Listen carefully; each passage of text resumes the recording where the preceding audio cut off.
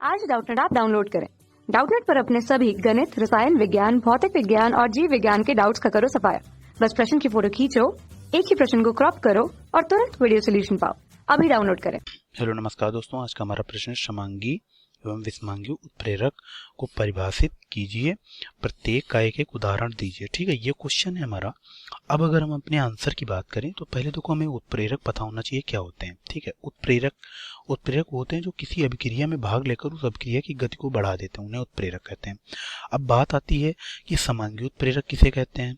ठीक, तो समांगी उत्प्रेरक मैं आपको बता दूं, वो उत्प्रेरक होते हैं जो किसी अभिक्रिया में भाग लेते हैं तो उस अभिक्रिया में भाग लेने वाले अभिकारक की प्रवस्था और उस अभिक्रिया में भाग लेने वाले उत्प्रेरक की प्रवस्था दोनों समान हो तो उन्हें क्या कहेंगे, हम समांगी उत्प्रेरक कहेंगे। और इस प्रकार के उत्प्रेरण को हम समांगी उत्प्रेरण कहेंगे। ठीक है, तो देखो मैंने क्या बताया कि जब अभिक्रिया में भाग ले, देखो मैं एग्जांपल लेके बताता हूँ। जैसे सल्फ्यूरिक एसिड की चैम्बर विधि में जो है सल्फ्यूरिक एसिड बनाने की विधि का एक एग्जांपल लेते हैं, जिसमें क्या होता है हमारा SO2 और प्लस एक हमारा O2 होता है। ये किसकी उपस्थिति में होता है? ये हमारा ऊपर जो है NO की उपस्थिति में होता है। ये देखो, अब इसकी प्रवस्था क्या है? इसकी भी प्रवस्था गैस है, इसकी भी प्रवस्था क्या है? गैस है, और इसकी भी प्रवस्था क्या है? गैस है।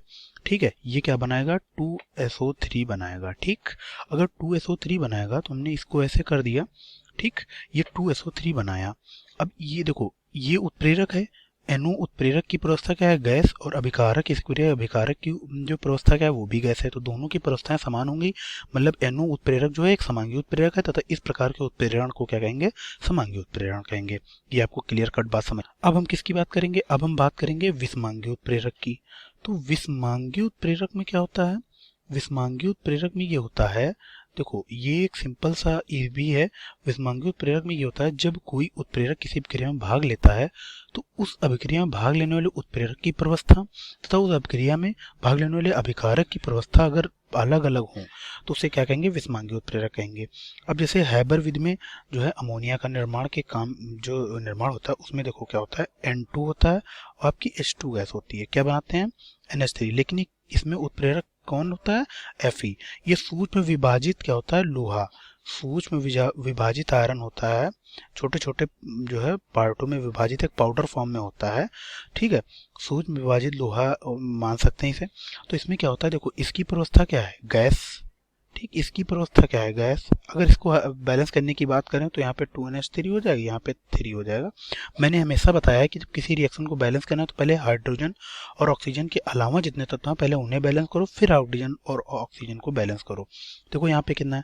यहाँ पे N2 है, 2 है, तो 2 हमने कर दिया, 2 हो गए, 2 3 6 6 3 यहाँ लगा दिया, 3 6 रिएक्शन बैलेंस। ठीक है, तो रिएक्शन बैलेंस की बात हो गई। अब यहाँ देखो, तो विषमांगी उत्प्रेरक मैंने क्या बताया? वो होते हैं जब किसी अभिक्रिया में भाग लेने वाला उत्प्रेरक, ठीक है, की प्रवस्था अभिक्रिया में भाग लेने वाले अभिकारक की प्रवस्था से अलग अलग हो तो ये दोनों मिलकर क्या बनाएंगे? विषमांगी मिश्रण बनाएंगे। विषमांगी मिश्रण बनाने की वजह से इन्हें क्या कहते हैं? विषमांगी उत्प्रेरक कहते हैं इसे। और इस उत्प्रेरण को क्या कहते हैं? विषमांगी उत्प्रेरण। तो मैंने हर एक उत्प्रेरक के लिए एक एग्जाम्पल दे दिया, और आपके क्वेश्चन में भी इतना ही पूछ रहा था। तो मैं आशा करता हूँ आपको ये समझ में आया होगा। तो आज के लिए इतना ही, धन्यवाद। कक्षा 6 से 12वीं से लेकर नीट, IIT, JEE वो एडवांस के लेवल तक 1 करोड़ से ज्यादा छात्रों का भरोसा। आज ही डाउनलोड करें डाउटनेट ऐप या व्हाट्सएप करें अपने सारे डाउट्स 8400 400 400 पर।